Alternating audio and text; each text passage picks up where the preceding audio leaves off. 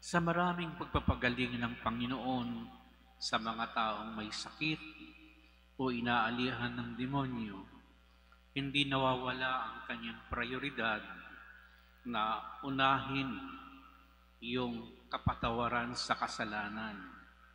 Sapagkat ano naman ang saysay ng pisikal na healing sa isang tao kung hindi naman siya na-heal spiritually.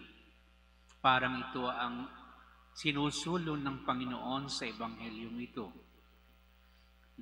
Hindi naman nawawala ng saysay ang pagpapagaling na pisikal, kundi ang total na kagalingan ng tao, both spiritual and physical, yun ang pinaka-concern ng Panginoon. At sa kanyang kilati sa taong ito na paralitiko, siya ay mayroong mga kasalanan na daladala kung kaya sinabi niyang pinatatawad na ang iyong mga kasalanan. At saka sinabi niya, bumangon ka at lumakad at umuwi ka na. So magkasunod na healing ang ginawa ng Panginoon. Pero inuna niya ang pagpapagaling na spiritual.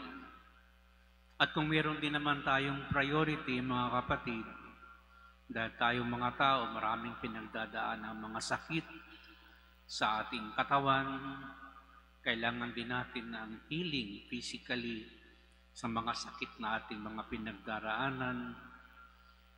Ang nais ng Diyos ay mauna palagi ang healing natin sa spiritual na antas.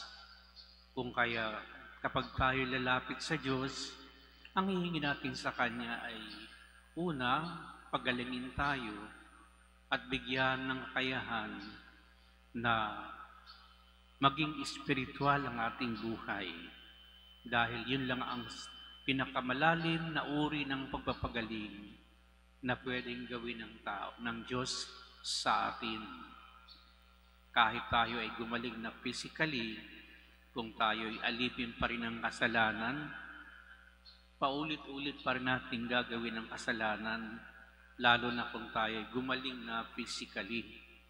Kaya itong ipinamamanhik ng Panginoon sa atin sa araw na ito, we always pray for spiritual healing sapagkat ito nagbubunsod upang bigyan tayo ng malalim na uri ng kapayapaan at kapanatagan. At sumusunod na, kasi may impluensya naman talaga ang healing, inner healing sa external or physical healing. Kapag nahil ang loob, sumusunod na rin karaniwan ang labas. Yung ating katawan ay napapagaling na rin. Bagamat pwede nating hingin pareho sa Diyos ang pagpapagaling na ito. Kaya mga kapatid, ito ang nais ng Diyos sa ating buhay.